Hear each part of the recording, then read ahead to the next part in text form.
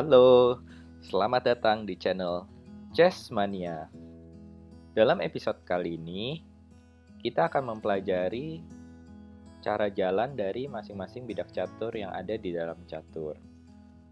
Sebelum kita masuk ke situ, mari kita pelajari catur secara garis besar terlebih dahulu. Catur pertama kali ditemukan di India sekitar abad ke-6. Oke, berarti udah lama banget ya. Sekarang kita lihat di papan catur berikut ini.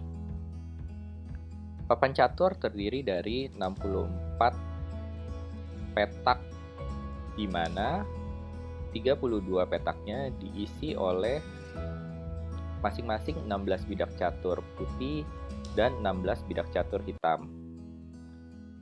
Dengan posisi sebagai berikut. Kalau kita lihat di bidak catur putih, ada 8 yang di depan ini adalah 8 buah pion. Kemudian ada terdiri dari 2 benteng, ada 2 kuda, 2 gajah, 1 menteri, dan 1 raja. Oke, kita langsung akan membahas gimana sih cara jalan masing-masing bidak catur. Untuk bidak catur yang akan kita bahas pertama kali adalah raja. Di sini kita sudah punya raja. Biasa dalam bahasa Inggris kita sebut king, atau notasi caturnya dilambangkan dengan huruf K. Untuk cara jalannya raja, bisa kita lihat di titik-titik yang berada di sini. Raja bisa berjalan secara vertikal, baik ke atas maupun ke bawah, horizontal baik ke kanan maupun ke kiri, dan diagonal. Kalau kita lihat, raja hanya bisa berjalan 1 petak. Jika raja ingin menuju ke petak ini, maka raja harus berjalan 2 kali. 1, 2. Mari kita simulasikan jika kita ingin memakan bidak musuh yang berwarna hitam. Jika kita ingin memakan kuda yang ada di sini, berarti kita harus melangkah 2 kali. 1, 2. Jika kita ingin memakan kuda yang di sini, berarti kita harus berjalan juga 2 kali. 1, 2. Jadi kesimpulannya adalah raja bisa berjalan ke atas, mundur, ke kanan, ke kiri, diagonal. Tetapi konsepnya hanya bisa berjalan 1 petak saja. Untuk bidak catur kedua yang akan kita bahas adalah, di sini kita sudah punya menteri. Biasa dalam bahasa Inggris disebut queen. Kalau dalam notasi catur, biasa dilambangkan dengan huruf Q. Oke, sekarang mari kita lihat bagaimana cara jalan dari menteri ini. Cara jalan dari menteri bisa kita lihat di titik-titik yang berada di sini.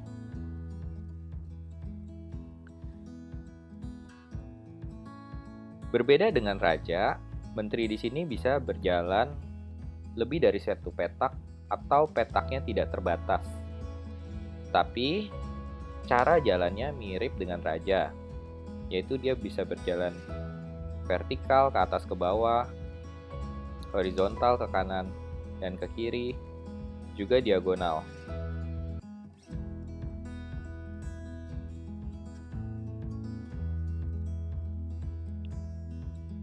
Yang perlu kita perhatikan di sini adalah, mari kita pakai contoh bidak catur musuh yang berada di sini.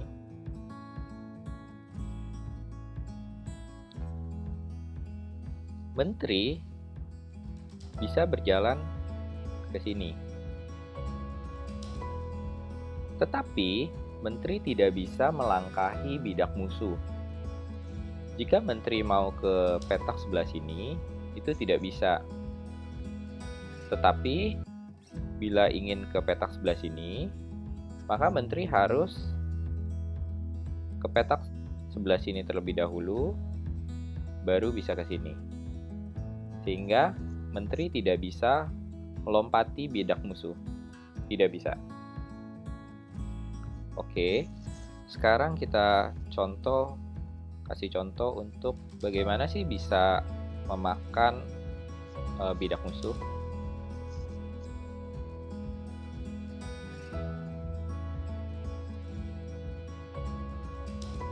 Oke, di sini menteri dapat memakan kuda di sini.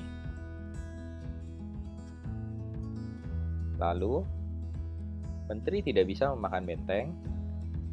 Menteri bisa memakan pion di sini. Menteri tidak bisa memakan benteng di sini,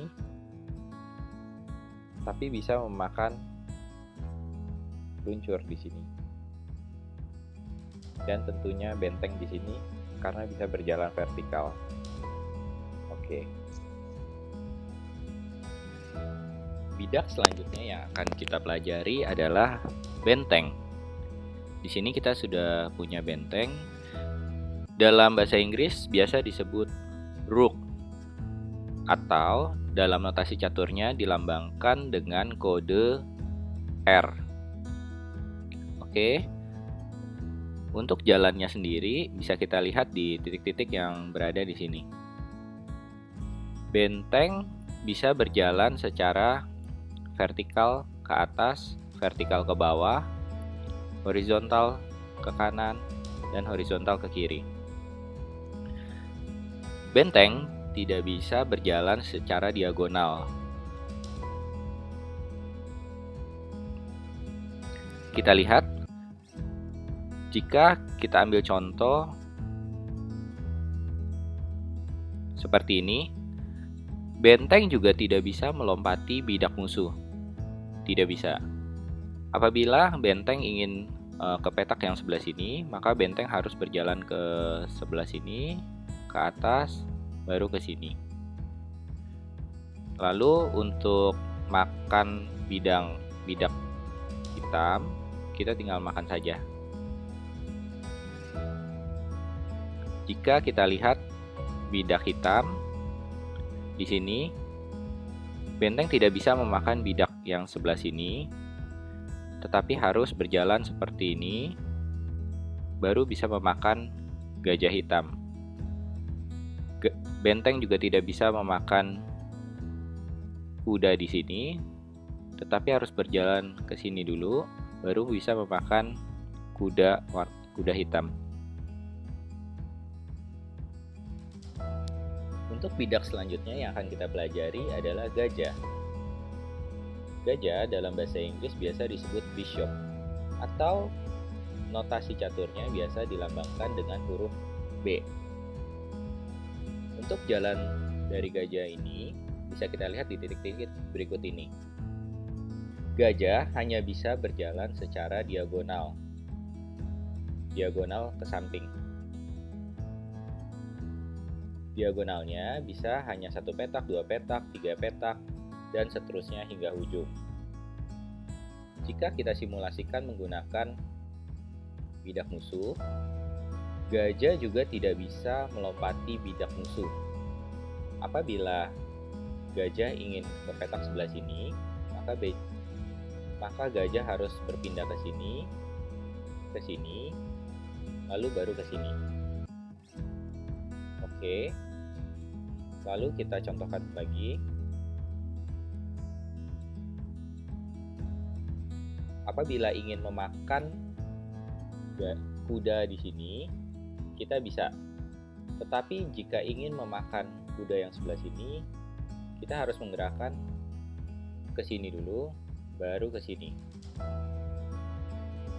Yang perlu diperhatikan dalam gajah ini, gajah terdiri dari 2. yaitu gajah berwarna hitam dan gajah berwarna putih di sini. Masing-masing mempunyai warna tersendiri. Apabila gajah putih di sini hanya bisa berjalan ke petak yang berwarna putih. Begitu juga sebaliknya. Maka bila ada kuda di petak berwarna putih di sini hanya dapat dimakan oleh gajah yang berada di petak berwarna putih. Tidak bisa dilakukan oleh gajah berwarna hitam.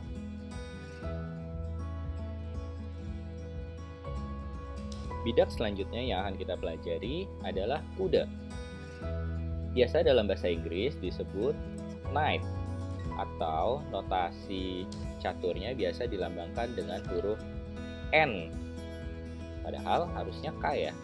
Oh iya, karena K sudah dipakai oleh raja tadi, king. Sehingga kuda di sini memakai notasi dengan huruf N. Mungkin karena pakai huruf keduanya ya, N. Oke, lalu kita akan mempelajari bagaimana jalan dari kuda ini. Bisa kita lihat di titik-titik berikut ini. Jika kita lihat di sini, kuda agak berbeda jalannya. Biasa kita sebut jalannya seperti huruf L. Maksudnya gimana? Maksudnya seperti ini. Kuda bisa berjalan seperti ini. Seperti ini, dan seperti ini. Seperti ini. Oke, kita praktekkan saja ya. Jika ada bidak musuh seperti ini,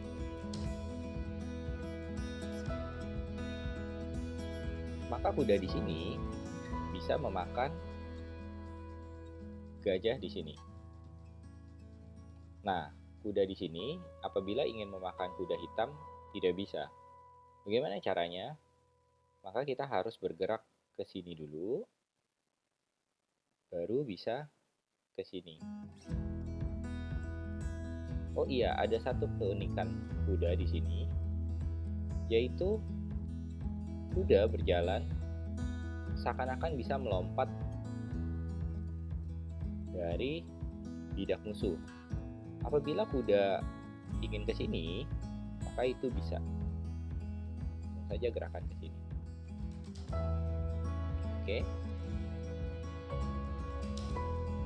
Sekarang kita sampai ke bidak yang terakhir, yaitu pion. Pion dalam bahasa Inggris biasa disebut pawn, atau notasi caturnya biasa dilambangkan dengan huruf P. Pion hanya dapat berjalan lurus ke depan atau vertikal ke atas. Tidak bisa diagonal maupun horizontal. Ketika di awal permainan, biasanya pion diletakkan di row kedua paling bawah atau di angka 2. Ketika di awal permainan, pion dapat berjalan dengan dua cara. Berjalan satu langkah ke depan atau berjalan 2 langkah ke depan. Tetapi itu berjalan 2 langkah ke depan hanya dapat dilakukan di awal permainan. Ketika pion sudah berjalan 2 langkah ke depan, selanjutnya pion hanya bisa berjalan 1 langkah saja ke depan. Oke. Nah, sekarang bagaimana cara memakan bidak musuh oleh pion? Pion hanya dapat memakan secara diagonal 1 langkah atau 1 petak. Contoh, pion dapat memakan kuda yang berada di sebelah sini. Dan juga pion dapat memakan kuda yang sebelah sini. Oke. Dan pion tidak dapat berjalan mundur ke belakang. Ketika dia sudah sampai di sini, yang hanya dia dapat lakukan adalah berjalan maju ke depan. Oke. Nah, yang perlu diperhatikan, ada satu keunikan pion ini yang tidak dimiliki oleh bidak lain. Ada satu yang spesial. Ketika pion mencapai petak yang paling ujung atau di row nomor 8, biasa kita namakan promosi pion. Maksudnya apa? Pion ketika sampai di bidak paling ujung atau di petak paling ujung, pion dapat promosi atau berubah menjadi gajah, benteng, kuda, atau menteri. Ya tentunya biasanya orang maunya jadi menteri ya, karena menteri adalah yang tertinggi. Oke, sampai di sini. Sampai di sini kita sudah mempelajari cara jalan dari semua bidak yang ada. Saya ucapkan selamat bermain ya. Dan jangan lupa like dan subscribe channel Chessmania. Bye bye.